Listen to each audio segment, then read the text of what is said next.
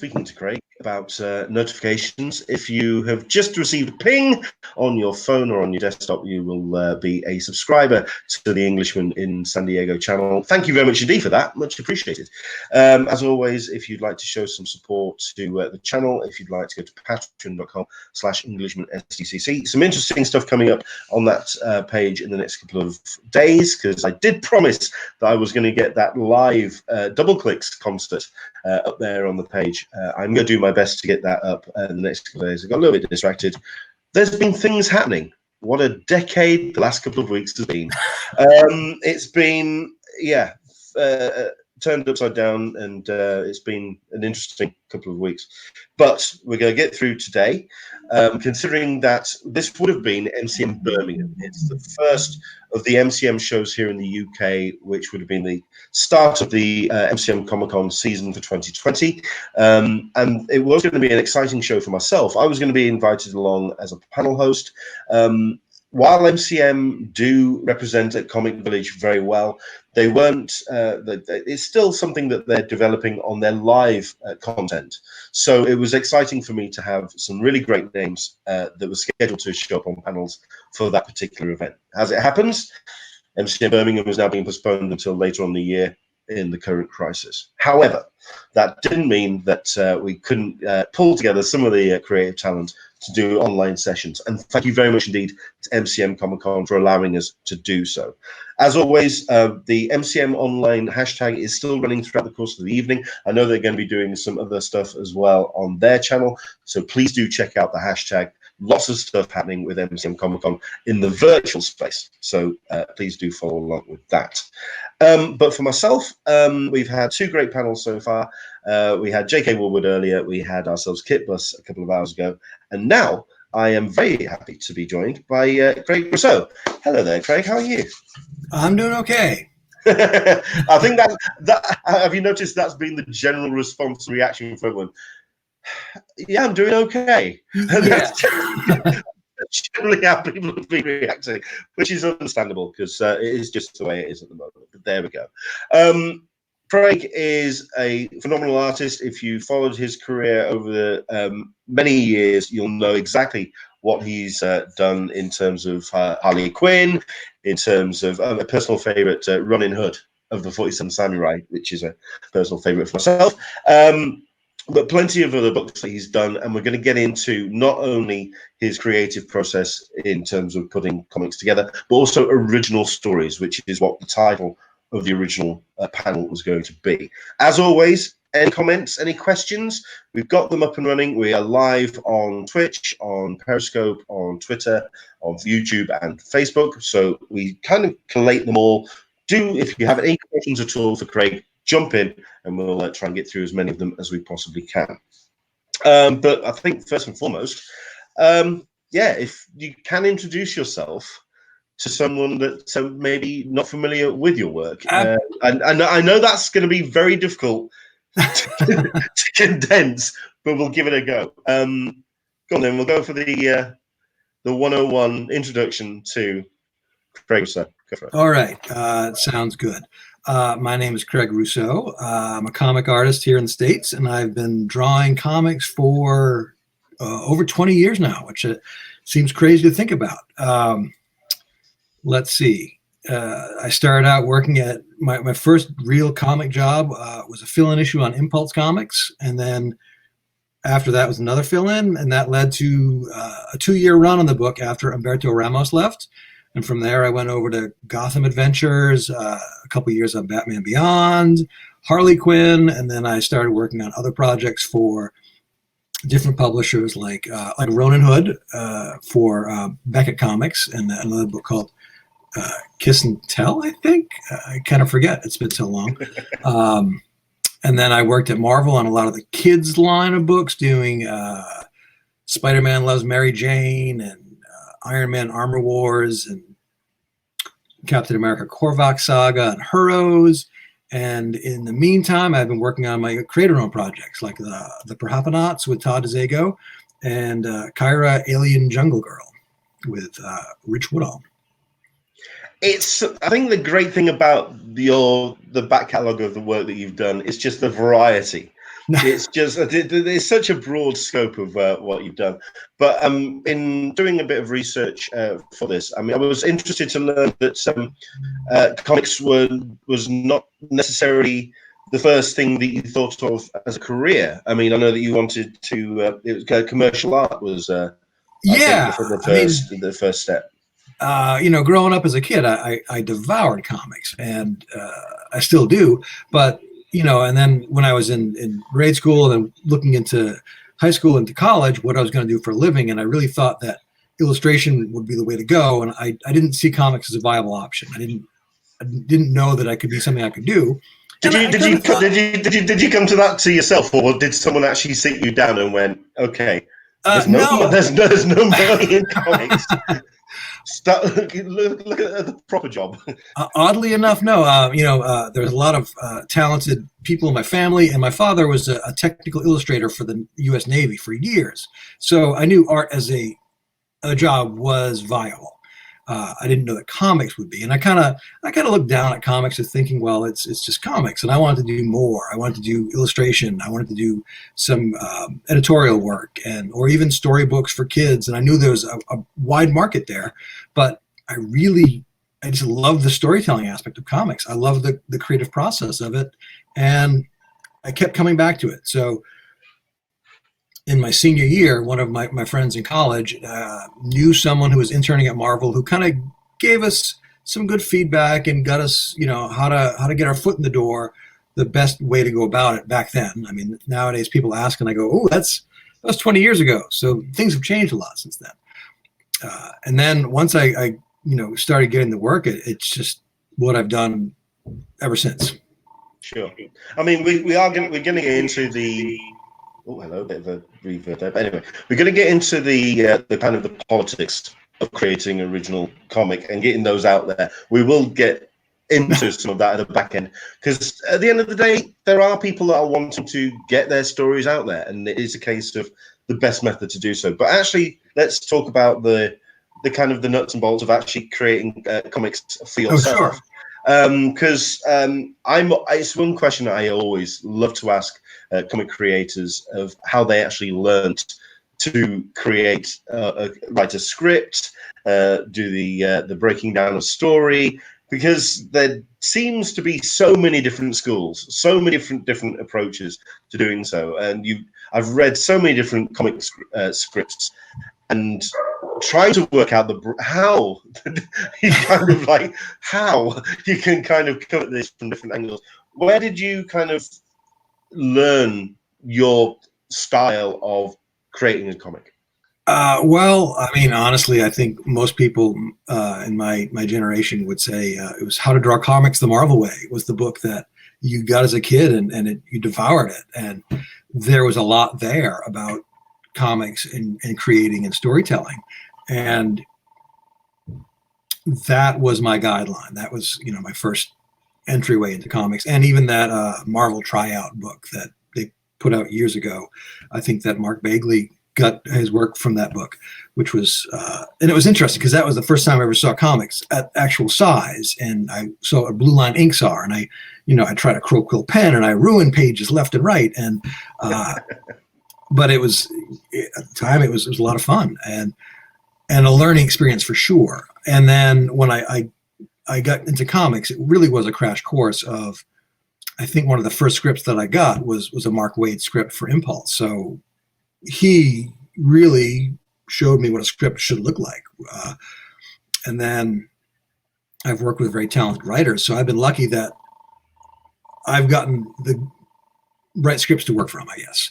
I can imagine you've seen so many different styles and so many different approaches as well. I mean, the infamous Marvel House style of putting a script together, to some really detailed panels and panel descriptions and some real detailed breakdowns. I can imagine you've seen the gamut of the script styles. Which is a style that you prefer to approach when you open up that page? I mean, which is the one that you like the look of? I guess it depends on the job, honestly. Like if I'm a work for hire on a Marvel book, I kind of want to know exactly what they want, and I do my best to give it to them. And I like to know what the writer is thinking, and if I'm going to make changes, I can, make the ones that I think will work best for the story flow. I think a lot of times writers, even as they're writing, they get into it, and it kills me when the characters are speaking in order. You know, and I've always gotten that hammered into my head that the first person in the panel speaking should be on the left-hand side, so the balloons can flow in a proper way. And obviously, if you need the dialogue to flow in a certain way, it happens where that person's on the left-hand side, and then he speaks third in the panel, and then so you've really got to work on placing these people in a space and figuring out the best way to make that dialogue flow in a natural way. And sometimes the writer will be very specific about, you know, where they are in the room, and they've got everything figured out, and they'll give you details as to what they're wearing or, you know, what they had for breakfast that day. And other ones are like, so there's going to be a lot of dialogue, 4 pages, make it look interesting, and we'll go from there. So, but with Marvel or DC or a work for hire book, they've got a very specific idea, and it's my job to give it to them. Whereas on a creator-owned book, I'm working back and forth with my writer. We come up with the ideas together, or I might say, you know what, I don't want to draw that. That has no interest to me, so let's change that around and work in a way that will be visually interesting and won't bore me to tears. So I think that's a different approach also. Sure. I mean, I think a conversation that has been very in the forefront when it comes to comics, certainly from what I've seen, and I'm certain it's a conversation that's gone for years, is that the sense of the creator and the relationship between artist and writer in putting a comic together. And I find it fascinating because some people don't recognize the order in which an original comic is put together, that symbiosis between the artist and writer in putting something together as a creative work, and then also including letterer, colorist, and having that that very much as a team effort. I'd just like to talk about that for a while, if you're okay, in terms of where the ideas come from, the bouncing backwards and forwards, and how long you feel is right for getting the idea in a workable position. Okay, that's actually a very good question. That's a lot of questions. That's a good jumping off point here. Again, and this is also, you know, a very I'm trying to think of the right way to put this, but a very distinctive line between creator-owned work and work for hire. Whereas, you know, again, I'm hired by Marvel or DC to tell the story. They've already got the script written and it's ready to go. I'm not going to go in there and change things around or say, well, wouldn't this be better if this happens? And then more often than not, I have no interaction with the writer once the script is done. I think I did 5 issues of Spider-Man Loves Mary Jane with Terry Moore. Every script was written and they were fantastic, but I never once talked to him or emailed him about the scripts. I just did what I was hired to do. Whereas, you know, and I penciled it and I inked it, and then it went off to the letterer and then the colorist, and, you know, the finished product shows up. Whereas, again, we're creator-owned work with Todd on Perhapanauts specifically, you know, we'll bounce things back and forth, and I'll draw things, and as I'm drawing it, I might just change a reaction on a character's face, or just draw an expression that he wasn't expecting, and he'll go, oh, you know what? That's going to make me go back and change the dialogue here, and then it'll change the story down the road. So let's work on that. So it's a much more symbiotic relationship there, and a teamwork back and forth. And especially on that book where I did lettering, you know, I know where to leave space for a lot of dialogue or not. And the last few Perhapanauts books, I've been doing the coloring myself, so I can get the atmosphere. It's a much more of a becoming selfish of wanting my art to look exactly the way I want it. Whereas work for hire or a team book, you've got a lot of very talented people in the mix that all have ideas that may not come together as smoothly as you would like them to. Does that make sense? No, that makes sense. That makes sense. It also kind of dovetails into the next question I was going to ask about the creator-owned and original comics artwork, creative efforts, especially from how that's evolved over the years in the current comics market, in laying out that story and hammering out with the writer and with the team to kind of get the story where it needs to be before you start putting ink to paper. Yeah. I can imagine in the past it was a case of you had a certain idea of beats and issues and what you wanted to talk about in certain books and how that was going to work in a run.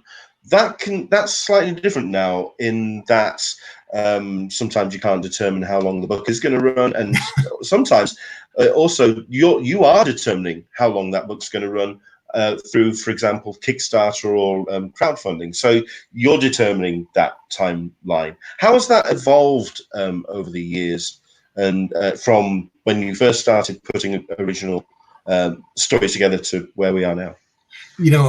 That's a very good question. I try and get one in. I try and get one in. So when Todd and I were talking about doing something, it was actually right, oddly enough, when I had said, I think I'm done with Impulse. I think that I've been here for 2 years and it's time for me to move on. And I called the editor and he said, well, that makes this conversation much easier, because I was going to let you go and bring in a new team anyway. So we said, well, that was very convenient. And then I talked to Todd later that day, and he was all excited and said, hey, I just got hired to write Impulse. We'll work together. And I said, hey, I just quit Impulse, so we're not going to work together.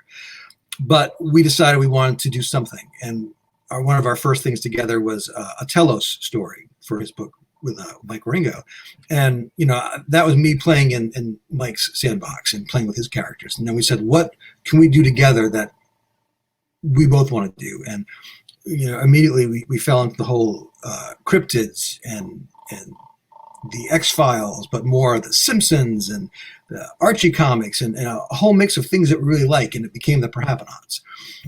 So it was kind of an open-ended story, but we have, very much had ideas in mind as to where it's going to go.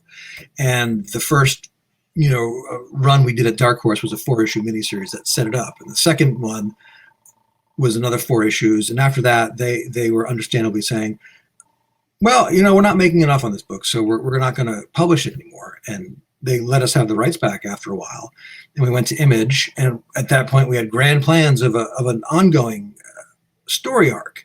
And again, we hit sales numbers that weren't going to pay the bills enough for us to keep going on a regular basis. So we kind of dialed it back and then figured out how to work it into like a mini-series format or single story formats.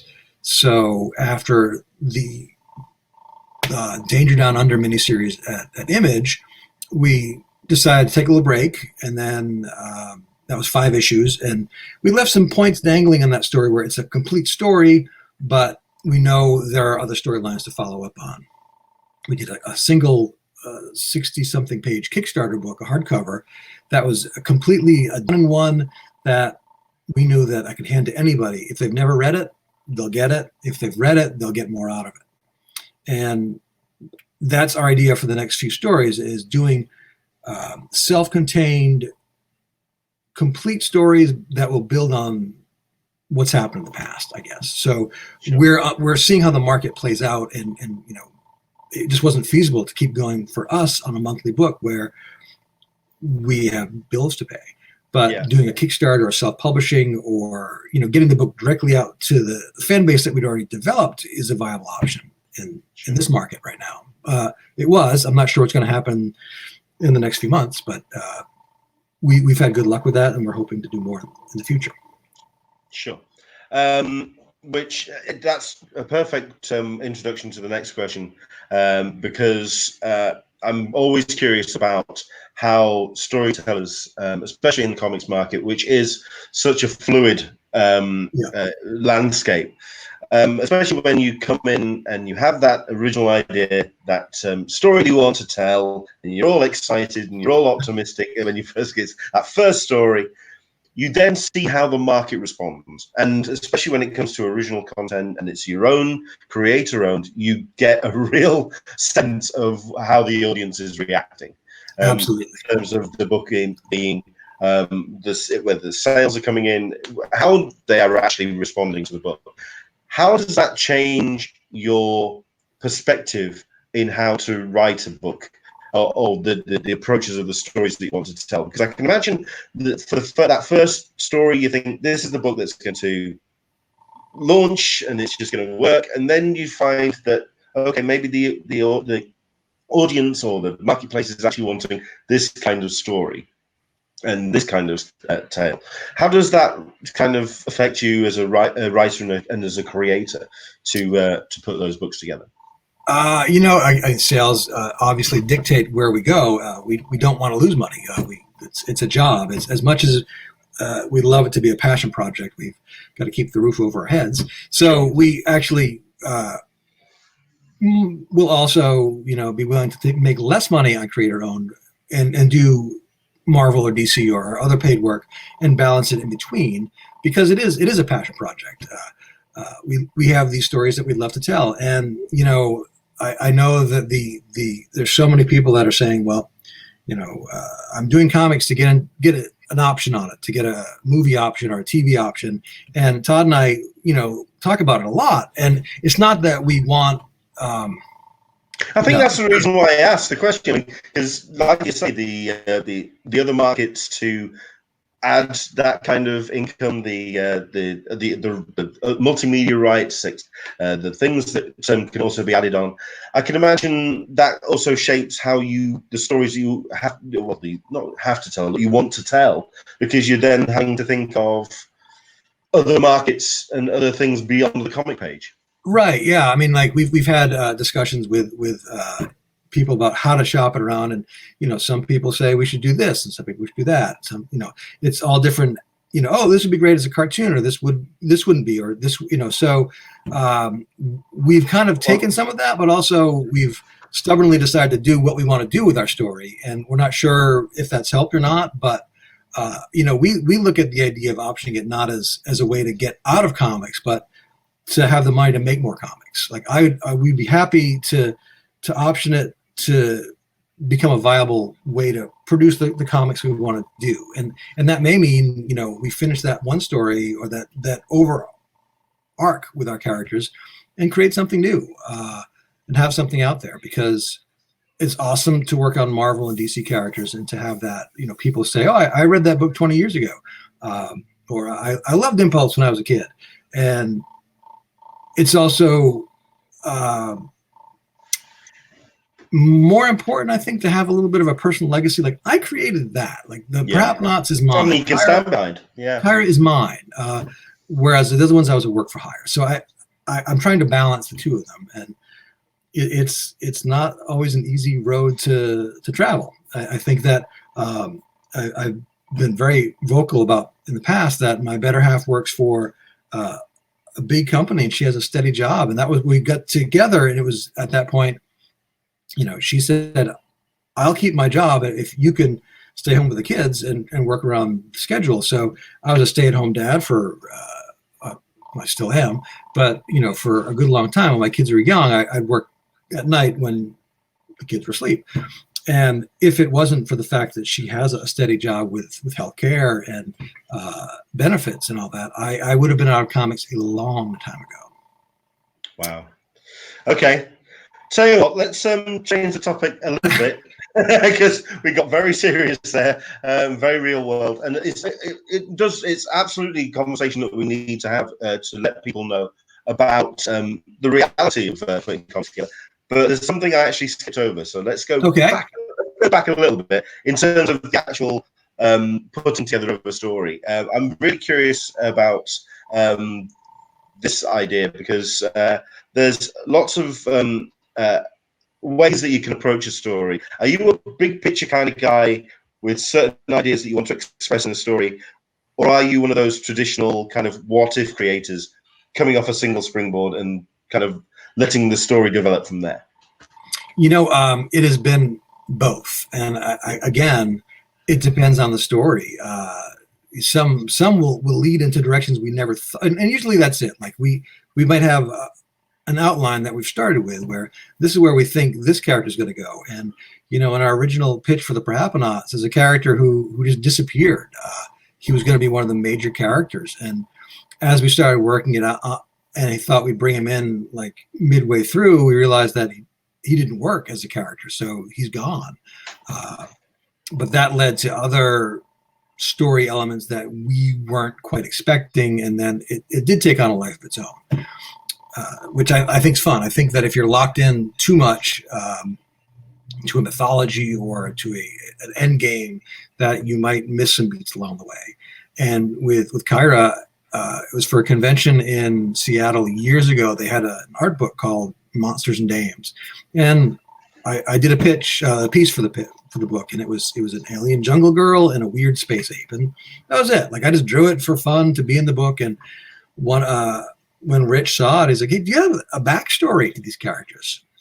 And within a weekend, he had hammered out all these ideas of where this could go, and I said, "Sure, let's run with that. That's that's fun." And I've pitched in here and there, but he took the images and created a whole world around this story. And at one point, it was going to end in a certain way, and now it's got potential to go on for 3 or 4 different arcs of character development and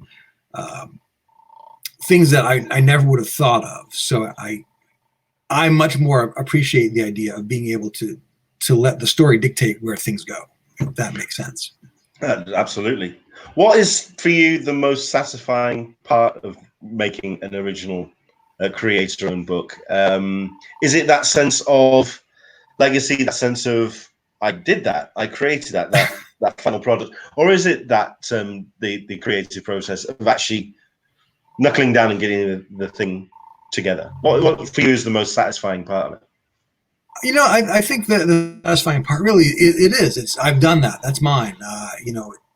It's out there. Like, I put something together and it's out in the world, and I've gotten fan letters from people around the world who've read the stuff and they like it, and I think that's pretty cool. And my kids were making all these little like paper dolls of the characters at one point, and I get drawings from people who their kids like, "I'm a big fan of the book," so they send those in, and those I think are just wild to know that I'm inspiring someone else with that stuff. And I do like the idea of creating it, of having the stories to tell. And so it's a whole bunch of stuff, really. I can't narrow it down to just that one. I love comics. I love drawing comics. I love creating comics. I love the process of creating. I love, learning new things. I'm drawing on my iPad now for a lot of this stuff, and it's freeing and a challenge, but I'm not stagnant doing the same thing over and over again. I guess it's a fun job and an adventure, really. I guess so. That's cool. Okay, so let's go back to the another echo again. Okay, I'm trying to ignore it. But there we go. The process of getting the book out there. Okay. Getting the audience to it. Is Kickstarter really the best platform in 2020, crowdfunding, to get a book into the hands of a reader? Or is it a case of looking at a publisher like Aftershock, like Valiant, like Image and whoever, to take that load of marketing and getting the thing published? Which is ideally the best? That's a really bad question. Yeah. Where is someone's best options in 2020? And it's funny because you say 2020. I don't know.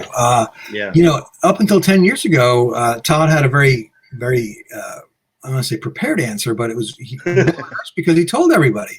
And he's like, if you want to make a comic, make a comic. Go to, draw it, make it at Kinko's, print it up, bring it to conventions, and then, get it out there by word of mouth. And then you show that to editors, you show that to publishers, and you say, this is my story. And, his first comment is always also, if you've got a story to tell, make it a short one to start with. Don't go to the publisher saying, I've got a 60-issue arc. I've got years worth of story. You want to hit them with like a 4-issue story, or, create that world or set up the story, because it can be daunting to go in with such a big, grandiose plan that then you need to fulfill.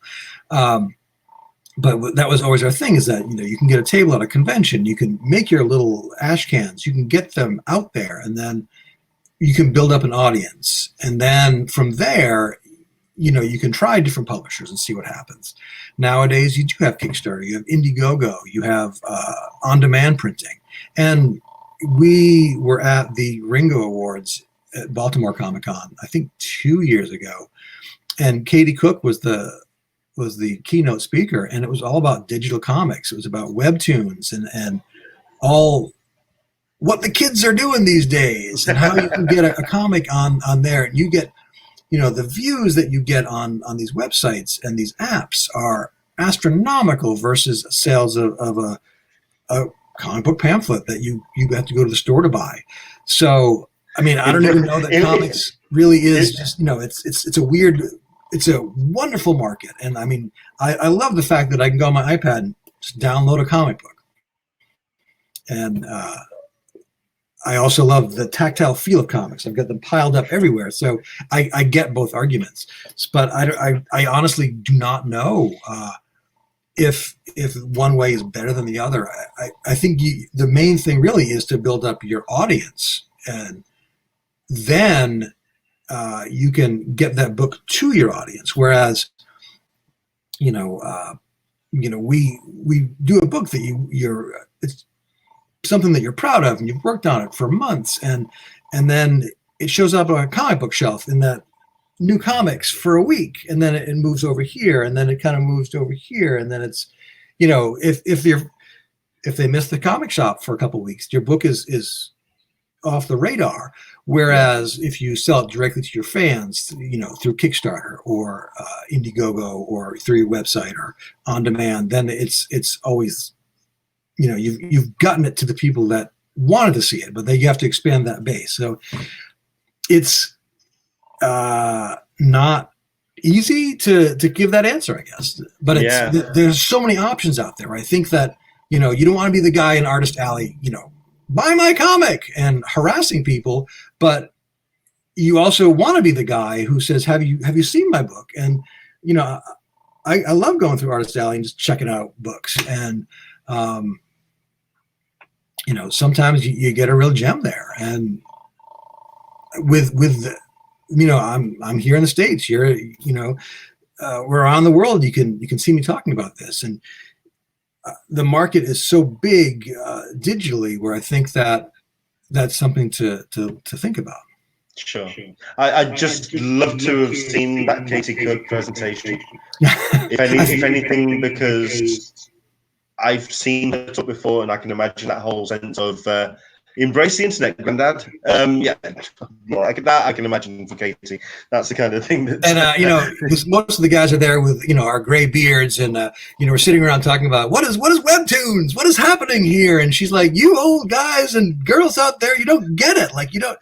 And there were online polls for the awards at the ceremonies, best new character, best comic strip, best that, and a lot of the people at my table like I've never even heard of this stuff, and it was all web stuff that has a huge market out there. Sure. So, I mean, you have to adapt, or just realize that, you're going to be the guy who's listening to classic Pixies vinyl, that there's like maybe crowd is getting smaller, but. What's wrong with that? Oh, okay. Maybe I'm just showing my age there. Anyway, which it kind of is interesting then about the actual mechanics of telling the story, because like you say, it's about developing an audience, and people who may be watching this may be trying to find out the best methods and the best techniques to tell a story in this modern sort of like landscape, and this current landscape of getting stories out there. In the past, there was that sense of being able to slow burn a story and really develop an audience by kind of really slow burning over the course of 3-4 issues. I'm guessing in the current market, it's more a case of you have to be a little bit more immediate, and you have to get something and get the real kernel of the story in the first issue, and really kind of sort of like almost grab people by the throat at this point. Right. Yeah. I mean, you really want them to come back for the next issue, and you know, you'll see the sales numbers where the first one is good and the second one, you know, drops off by 50%, and then by the third one you're down by another 20%. And that's just the way the industry works. Like, everyone wants a new number one because it could be the next big thing. And if you haven't got that hook in that first number one, people aren't going to come back for number two. So I do think that more of it is really, you got to hit the ground running and get people to say, what did I just read? And what's going to happen next? Whereas before, I think you could, you know, plan on a longer arc, like you had said, and slowly build. But I think you can actually put little seeds of future stories in that first story, that first issue, that will hint at things to come, bigger and better. And, you know, we just watched The Matrix with the kids, you know, last few months. And the first one was a very kind of self-contained action movie. It was fantastic, but Sure. it set up the idea of the second and the third movie. And at the time when I first saw them, I wasn't, you know, enthralled with 2 and 3, but after revisiting them, I have much more respect for them now, and the world they created, and the bigger ideas of stories that they were able to get to, that if they might have tried that in the first movie, it wouldn't have worked. So yeah, I think the best stories do that. They can tell you something in the very first issue, but also hint at bigger things to happen. fair enough. I'm a defender of the second and third Matrix because I feel that the further we get away from them, the more they make sense. Exactly. I think what they were trying to tell, as certainly as technology develops, but that's a whole other conversation. That's somewhere we could do it. Yeah, I'm also an Iron Man 3 defender, but I get slammed for that one rather than Astley. Oh, love it. My favorite, actually. So I get. Yes, Dave, we know what we're talking about. Anyway, there we go. I think we'll kind of bring the conversation to a close, because we've talked about so many different aspects of getting original stories out there, and there is a conversation that could just keep going. But I think it's, for myself, I want to try and give a certain sense of optimism for somebody who may be watching this that wants to create an original story. What would you say is the biggest reward of creating something in comics, and certainly in the comic form, because it is such a large market, it is such a wild west out there? What would you say is the biggest reward? I mean, the biggest reward is literally holding that comic in your hand and knowing it's out there for the world to see, and you did it. Like, you know, think of all the people that have these ideas that haven't done it, or they tried and they just failed, or it was. So when you've done it, you've accomplished something, and that's pretty amazing. Your story is out there, and it'll be out there forever. Cool. I love the idea that I've created characters that, you know, may somehow live on beyond me, or people can say, "Hey, I remember that story. That was really cool." And being able to just hold that comic, that physical comic, in my hand every time I get a box from the publisher or the printer, I try not to be jaded about it, because sure, I've drawn a lot of comics, but every time I open one, I did this.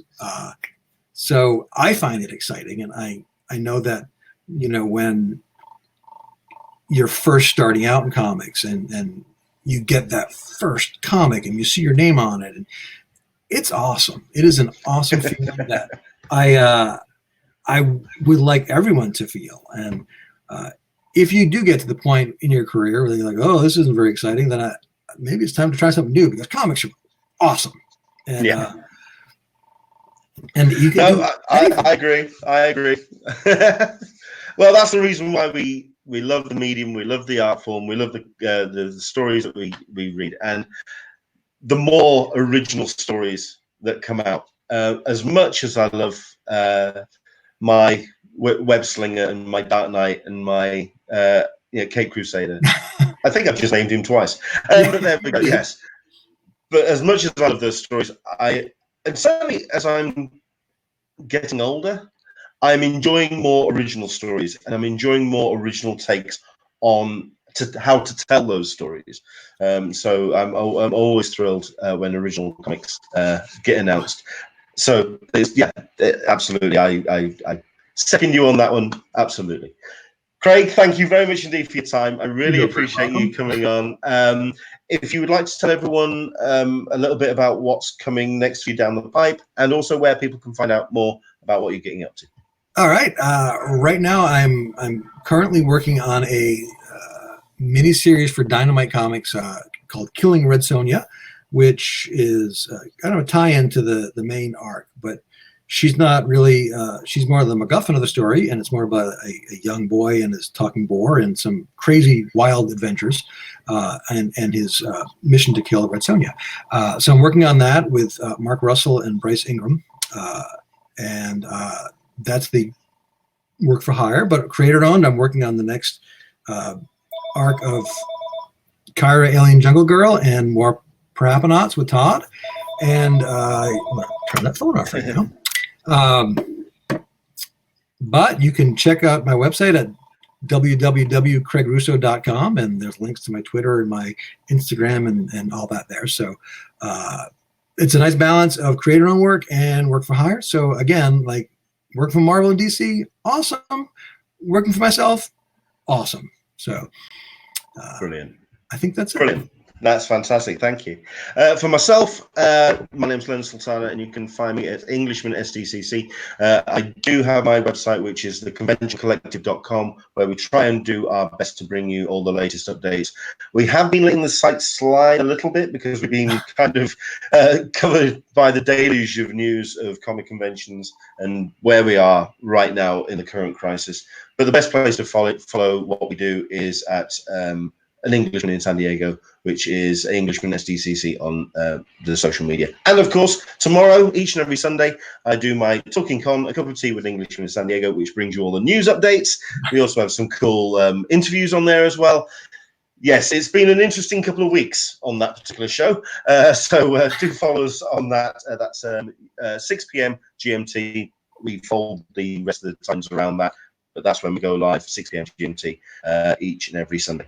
For myself and for my Craig, thank you very much indeed for joining us. Thanks for watching. Do check out the hashtag MCM Online for the rest of MCM Comic Con's virtual Comic Con coverage this weekend. And I hope you enjoyed what MCM bring you online. For myself and from Craig, thank you very much indeed for watching. Take care.